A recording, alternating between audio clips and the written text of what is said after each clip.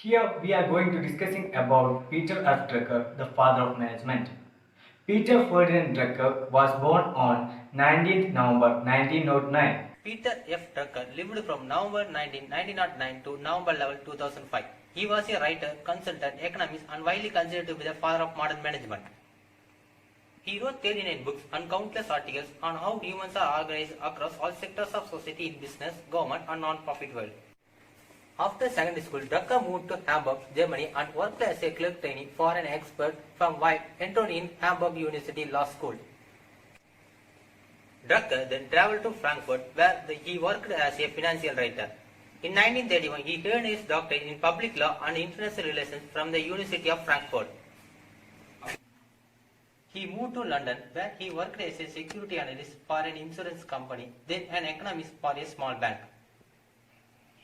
Drucker worked as a correspondent for British financial publications before becoming an economics professor at Sarah Lawrence College in Bronxville, New York. Later, he taught at Bennington College in Vermont.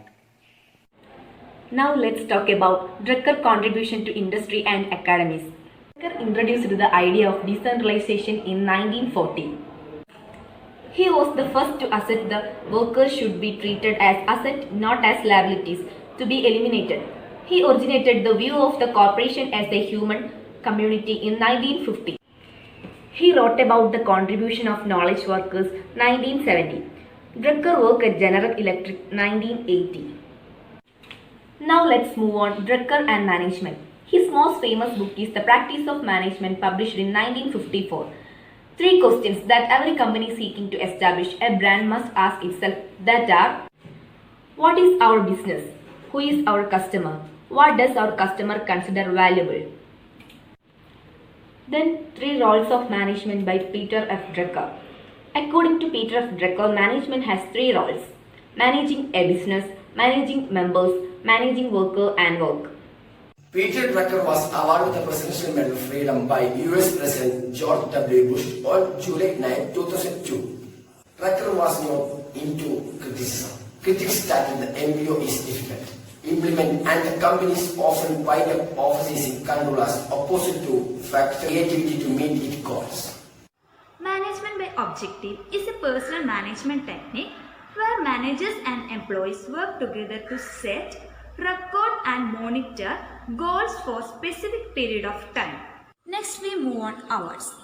Drucker was awarded the Presidential Medal of Freedom by US President George W. Bush on July 9, 2002.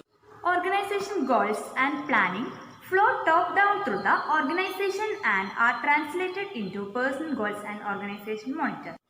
Next we move on management by objective.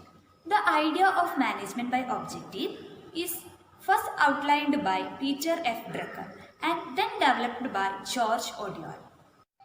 He was an Austrian-born American management consultant, educator, author whose writings contributed to the philosophical and practical foundations of modern business corporation.